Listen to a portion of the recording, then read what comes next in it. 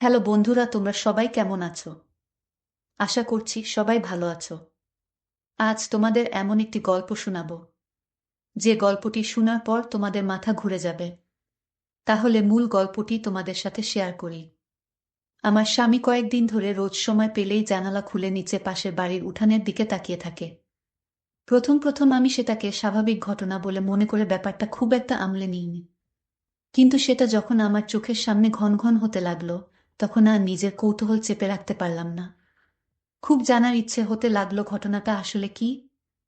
আমার স্বামী আশরাফ নিচে তাকিয়ে পাশের বাড়িতে কি এমন জিনিস অমন অপলক দৃষ্টিতে তাকিয়ে দেখে, তা জানতে স্বামীর বিরুদ্ধে আমি তলে তলে গোয়েন্দাগিরি শুরু করলাম। কখন সে জানালার সামনে গিয়ে দাঁড়ায় তাই লক্ষ্য করতে থাকলাম।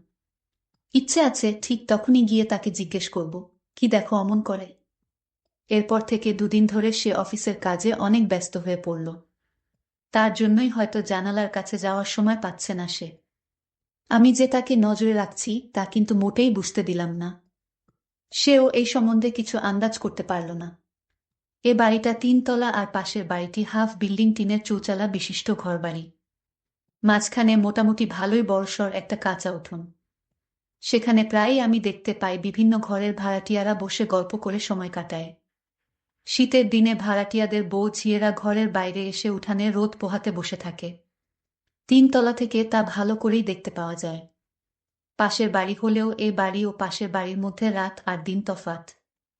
ওখানে সব নিম্নবর্গের মানুষ বসবাস করে, আর এখানে সমাজের উঁচু শ্রেণীর মানুষ।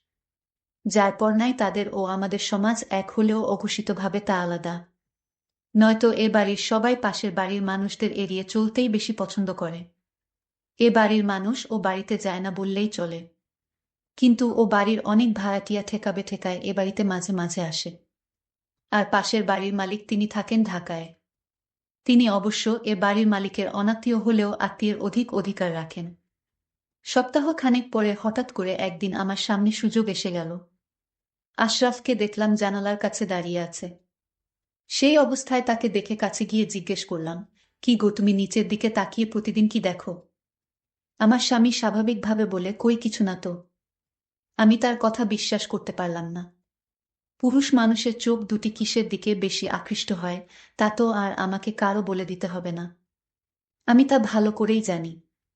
তাই স্বামীর সরল কথা আমি এত সহজে মেনে নিতে পারছি না। অবশ্য পাশের বাড়িতে অমন কেউ নেই যে আমাকে টেক্কা দিতে পারে। আর ওরা তো অনেক দিন ধরেই সেখানে আছে। আগে তো কখনো এমন স্বভাব ছিল না আমার স্বামীর। তবে হঠাৎ করে কি এমন দেখার জিনিস গজালো সেই বাড়িতে, তা আমাকে জানতেই হবে। মনে মনে ভাবলাম, নিশ্চয়ই নিচের সেই বাড়িতে দেখার মতো কিছু একটা অবশ্যই আছে। নইলে প্রতিদিন সে একই রুটিন মেনে চলছে কেন? সেদিন থেকে আমার স্বামী জানালার কাছে কম যায়। আমিও তাই সবসময় একটা চোখ সেদিকেই রাখি। কিন্তু এখন আর ওকে জানালার কাছে বেশি যেতে দেখি না। বুঝতে পারলাম বোকামি করে ফেলেছি। জিজ্ঞেস না করে পিছনে দাঁড়িয়ে উকি দিয়ে দেখলেই সব আমার কাছে পরিষ্কার হয়ে যেত। এখন আমার স্বামী নিশ্চয়ই সাবধান হয়ে গেছে। তাকে ধরা এখন কি আর আমার পক্ষে এত সহজ হবে? জানি সেই রকম কিছু হলে মোটেই সহজ হবে না। কিন্তু আমিও হাল ছাড়বার পাত্রী নই। বিয়ের পরে মা আমাকে পৈপি করে বলে দিয়েছেন, শোনো মা, পুরুষ মানুষকে কখনো চোখের আড়াল করতে নেই। তবে দেখবি কই না কই গিয়ে একটা না একটা অঘটন ঘটিয়ে ছাড়বে। মায়ের কথাটি কিন্তু আমি কখনো ভুলি না। এই পুরুষ মানুষগুলো বড়ই অদ্ভুত, কখন কি করে বসে তার কোনো গ্যারান্টি নেই। তাই আমিও ভালো মতো সাবধানে থাকি। স্বামীকে যথাসম্ভব চোখের দৃষ্টিতে বেঁধে রাখার চেষ্টা করি। একদিন আমার স্বামীকে বললাম, টুকিটাকি কিছু জিনিসপত্র কেনার দরকার, চল মার্কেটে যাই। আমার স্বামীর শরীর ভালো নয় বলে আমাকে একাই মার্কেটে যেতে হলো। তাই বাধ্য হয়ে তাকে ঘরে রেখে মার্কেটে গিয়ে এটা সেটা কিনে তাড়াতাড়ি ফিরে এসে দেখি ঘরের দরজা খোলা। আমিও আর ডাক না দিয়ে আস্তে আস্তে ঘরের ভিতর প্রবেশ করলাম। এদিক সেদিক খুঁজে তাকে সন্দেহ করা জায়গায় গিয়ে খুঁজে পেলাম। জানালার শিক ধরে পাশের বাড়ির দিকে অপলক দৃষ্টিতে তাকিয়ে আছে সে। আজ আর আগে সেই ভুল করলাম না। চুপিসারে তার পিছনে গিয়ে নিচে উকি দিয়ে দেখলাম দুজন দুজনের দিকে অপলক দৃষ্টিতে তাকিয়ে আছে। আরে পাশের বাড়ির উঠানের মাঝখানে দাঁড়িয়ে আছে। আমি আসার সাথে সাথেই সে পালিয়ে গেল। আর আমার স্বামী তার দিকেই অমনভাবে তাকিয়েছিল।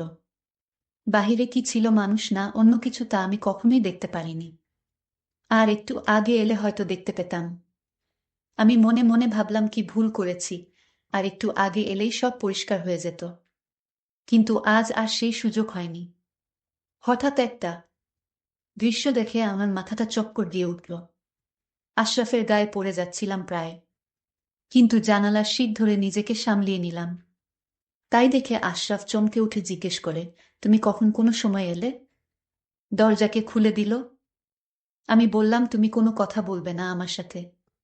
নিচে তাকিয়ে দেখলাম নিচের উঠানে এখনো নির্লজ্জের মতো জানালা দিয়ে তুমি কি এমন দেখছ? তার চোখে মুখে ভয়ের ছাপ স্পষ্ট দেখতে পাচ্ছি আমি। ওদিকে তাকিয়ে চোখের জল ফেলে বললাম, জানি না তিনি শুনতে পেলেন কিনা, তবে আমার মুখ ও বলার ভাব দেখে নিশ্চয়ই বুঝতে পেরেছেন। আমি তাকে সন্দেহ করা শুরু করলাম। আমার মন থেকে কিছুতেই সন্দেহর ভারটা সরাতে পারছি না। সেখানে সন্দেহ ছাড়া কিছুই ছিল না আমার। আমার স্বামী আমাকে অনেক বোঝানোর চেষ্টা করলেন, কিন্তু আমি তার কোনো কথা শুনতে রাজি হলাম না। সেদিন থেকে 1 সপ্তাহ ধরে দুইজন দুই রুমে থাকি। স্বামীর সব কাজ নীরবে করে যাই, কিন্তু কথা বলতে মন চায় না। ভাবি আমার স্বামীর এমন স্বভাব, আমি কখনো স্বপ্নেও তা ভাবতে পারি না। আমি আমার স্বামীকে অনেক ভালোবাসি। সে মানুষটা মোটেও খারাপ নয়। হয়তো চোখের নেশায় পড়ে গিয়েছিল, কিন্তু জানালা দিয়ে আমি তো কিছুই দেখতে পেলাম না। তাহলে আমার স্বামী জানালা দিয়ে কি এমন দেখে? আমার সন্দেহ মনে লেগেই থাকলো। এখন আর কতদিন ধরে জানালার ধারে কাছেও যায় না সে। হয়তো নিজের ভুল এখন সে বুঝতে পেরেছে। আর আমি বা নিজের স্বামীকে শুধু শুধু একা দোষী ভাবছি কেন? ভাবলাম একদিন গিয়ে কয়েকটি কথা ওনাকে ভালো করে শুনিয়ে আসব। কিন্তু কাকে শোনাবো এই কথা? বলবো এভাবে আমার স্বামীর দিকে তাকিয়ে না থেকে নিজের মানুষটার দিকে নজর দিক। কিন্তু আমি কাকে বলবো সেই কথা? আমি তো কাউকে দেখতে পাইনি। আমি যদি শিওর কাউকে দেখতে পারতাম তাহলে এই কথাগুলো সেই মানুষটাকে বলা যেত। কিন্তু আমি ভাবলাম ওই বাড়িতে মহিলারা আছে, তাদেরকে এই কথাগুলো বলে আসি। কিন্তু মনে মনে ভাবলাম একজনকে সরাসরি না থেকে তাকে শুধু সন্দেহ করা ঠিক না। আর আমি যে কথাগুলো বলতে ভাবছিলাম তাও তো বলা ঠিক হবে না, কারণ আমি তো কাউকে দেখতেই পাইনি।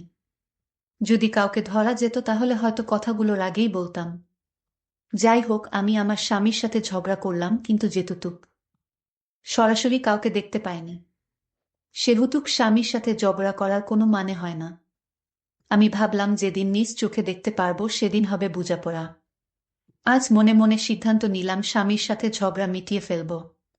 তাই আয়নার সামনে দাঁড়িয়ে নিজেকে গুছিয়ে নিলাম। আশরাফ বসে বসে টিভি দেখছে। আমি তো তার সাথে কথা বলি না, তাই টিভিতে এটা সেটা দেখেই সে এখন সময় কাটায়। আর সকাল হলে তো অফিসে যাওয়ার ব্যস্ততা শুরু হয়ে যায়। নিজেকে আয়নার সামনে ভালো করে আরও একবার দেখে নিয়ে তারপর ড্রয়িং রুমের দিকে এগিয়ে গেলাম। ভাবছি হঠাৎ করে পিছন থেকে হাত দিয়ে তার চোখ দুটি ধরে চমকে দিব। ড্রয়িং রুমে টিভি চলছে, কিন্তু আশরাফ সেখানে নেই। সে জানালার কাছে গিয়ে দাঁড়িয়ে আছে। আমি তাকে সেখানেই পিছন থেকে চোখ বেঁধে তাকে চমকে দিয়ে বললাম, আর ঝগড়া নয়। কিন্তু হঠাৎই আশরাফ পকেট থেকে কিছু একটা বের করে জানালা দিয়ে নিচে ছুঁড়ে দিল। আমি তৎক্ষণাৎ জিজ্ঞেস করলাম, তুমি কি ছুঁড়ে দিলে? চিঠি মানে প্রেমপত্র। আশরাফ আমার দিকে তাকিয়ে বলে, কিছু না।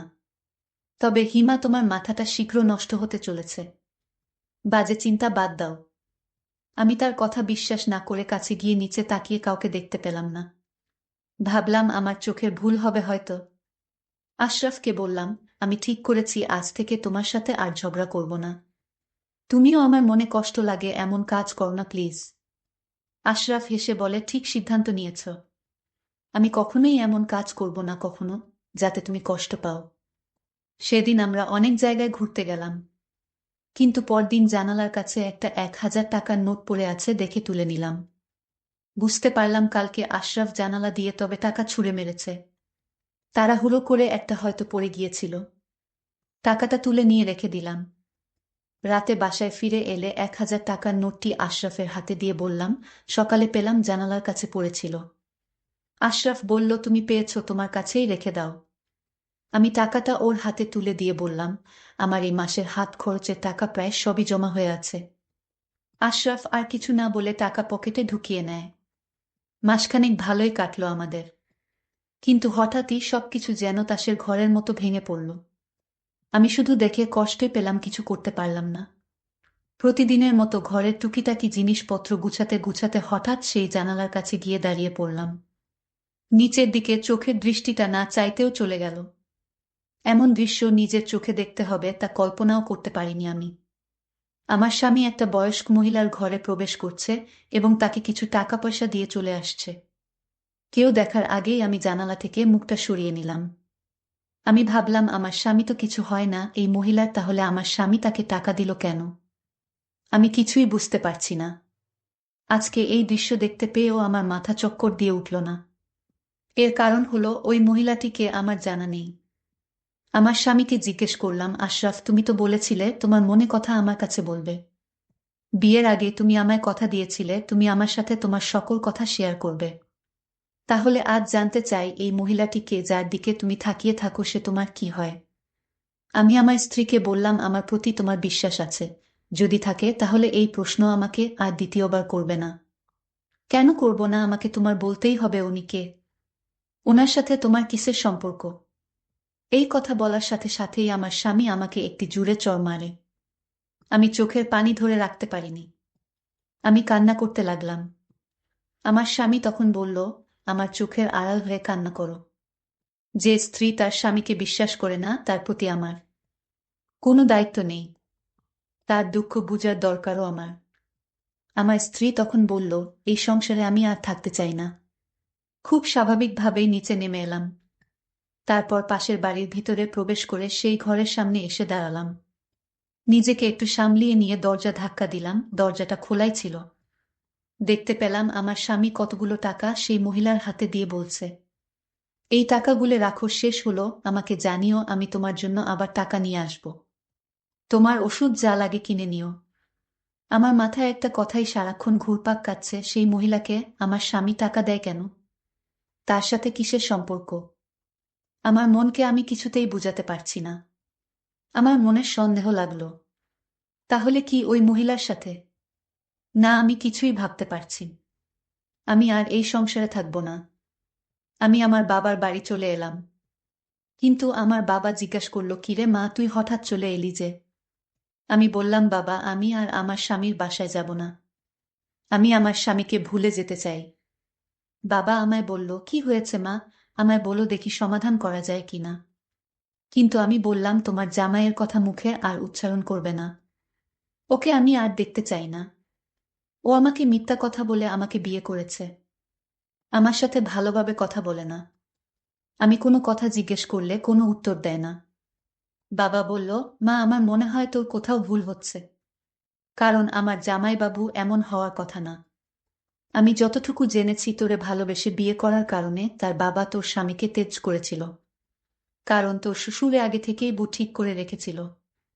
কিন্তু সে কথা তোর স্বামী মেনে নেয় না। সে তার বাবার কথার অবাধ্য হয়ে তোকেই বিয়ে করেছিল, আর সকল সম্পত্তি থেকে বঞ্চিত হয়েছে। আর সে অন্য কাউকে ভালোবাসতে পারে সেটা আমার বিশ্বাস হয় না রে মা। আমি বলি কি, তুই তোর স্বামীর কাছে ফিরে যা, তোর মঙ্গল হবে। হঠাৎ আমার স্বামী আমার বাড়িতে এসে পড়ল। আমি বললাম, তুমি এখানে আসছো কেন? আমার কাছে আর কি চাও? তোমার তো ওই মহিলাই আছে দেখাশোনা করার জন্য। আমার স্বামী রাগান্বিত হয়ে আবার আমাকে জুড়ে একটা চড় মারে। আমার স্বামী তখন কান্না করে বলতে লাগলো, আমার সাথে আসো, আজ দেখাবো ওই মহিলার সাথে আমার কিসের সম্পর্ক। কেন জানালা দিয়ে আমি ওই মহিলাকে দেখতাম, আর মাঝে মাঝে ঘরে গিয়ে টাকা দিয়ে আসতাম। সেই মহিলা আজ লাশ হয়ে পড়ে আছে। চলো আমার সাথে। আমার স্বামীর কথায় আমার স্বামীর সাথে চলে আসলাম। এসে দেখি সাদা কাপড় পরা অবস্থায় মহিলাটি কাঠিয়ায় শুয়ে আছে। আমার স্বামী চিৎকার করে বলল, আমি যে মহিলাটিকে জানালা দিয়ে দেখতাম, আমি যার ঘরে গিয়ে মাঝে মাঝে টাকা দিয়ে আসতাম। তুমি ভেবেছ ওই মহিলার সাথে আমার কিসের সম্পর্ক? আমাকে তোমার সবসময় সন্দেহ হতো। যে মহিলাটির দিকে আমি চেয়ে থাকতাম সে হলো আমার জনম দুঃখিনী মা, আমার গর্ভধারিণী মা। সেই আর কেউ নয়, আমার মা, আমার আম্মা, যে আমাকে কুলেপিঠে করে লালন পালন করে মানুষ করেছে। আমার স্বামী এই কথা বলছিল আর হাউমাউ করে কান্না করছিল। তার চোখে যেন জলের সাগর বইছে। আমার স্বামী আমাকে বলল, জানো হিমা, আমি যখন তোমাকে ভালোবাসতাম তখন আমার বাবা আমাদের এই বিয়েটা মেনে নিতে পারেনি। কিন্তু আমার মা আমাকে সাহস দিয়ে বলেছিল, বাবা তুই যাকে ভালোবাসিস তাকেই বিয়ে করো। আমি আমার মাকে বললাম, মা তুমি দোয়া করো। এইদিকে আমার বাবা আমাকে তেজ করেছে। শুধু তোমার জন্য আমি সবকিছু ছেড়ে শহরে আসি। আমার কাছে মনে হয়েছিল সম্পদের চেয়ে আমার কাছে তুমি অনেক দামি, কারণ আমি তোমায় ছাড়া বাঁচব না। আর তাই আমি তোমাকে বাবার অবাধ্য হয়ে বিয়ে করেছি। আমি যখন বাড়ি থেকে বের হয়ে আসি তখন আমার মা আমাকে দেখার জন্য ছটপট করত। ঘুমাতে পারত না, বাবাকে বলতো আমার ছেলেকে এনে দাও। আমার বাবা মায়ের কথা কিছুতেই শুনতো না। আমার মা একদিন বলল, আমি আমার ছেলের কাছে চলে যাব। বাবা তখন উত্তর দিল, চলে যেতে হলে চিরদিনের জন্য চলে যাও, এ বাড়িতে আর আসতে পারবে না। আমার মা মান সম্মানের দিকে চেয়ে বাবার কাছেই রইল।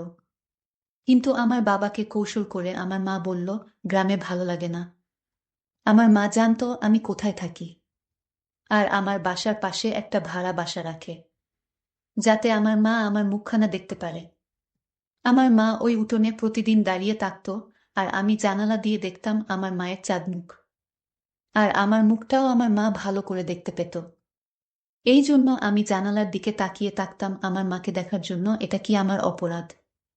আর তুমি আমাকে অযথা সন্দেহ করতে। একদিন আমার মা ইশারায় বলল মায়ের ঘরে যেতে। মায়ের শরীরটা তেমন ভালো ছিল না, বাবাও ঔষধ কিনে দিত না তেমন একটা। আমি মায়ের ঘরে প্রবেশ করে আমি আমার মাকে কিছুদিন পর পর টাকা দিয়ে আসতাম। মাকে টাকা দেয়া কি আমার অপরাধ? যিনি আমাকে জন্ম দিয়েছেন, এই পৃথিবীর আলো বাতাস দেখিয়েছেন। আজ আমার মা আর নেই। আমার মা গতকাল মারা গিয়েছে, আজও তার লাশটা দাফন করিনি, কারণ তোমার ভুল ভাঙানোর জন্য। তখন হিমা কান্না করতে করতে বলে উঠল, আমি তোমাকে অযথা সন্দেহ করতাম। আজ আমার ভুল ভেঙে গেছে। তুমি মায়ের জন্য যা করেছ তাতে আমি অনেক খুশি। আর দয়া করে আমাকে মাফ করে দাও। জানি এই ভুলের মাফ হয় না, তাও তোমার কাছে মাফ চাইছি। তুমি মাফ না করলে যে আল্লাহ আমাকে মাফ করবে না। আমার স্বামী আমাকে মাফ করে দিলেন, আর মায়ের দাফন করলেন। পরিশেষে একটা কথাই বলবো, তোমরা কখনো মাকে ভুলবেন না, মায়ের মনে কষ্ট দিবে না। বন্ধুরা, আজকের বাস্তব জীবনের গল্পটি কেমন লাগলো তা অবশ্যই কমেন্ট করে জানাইবা।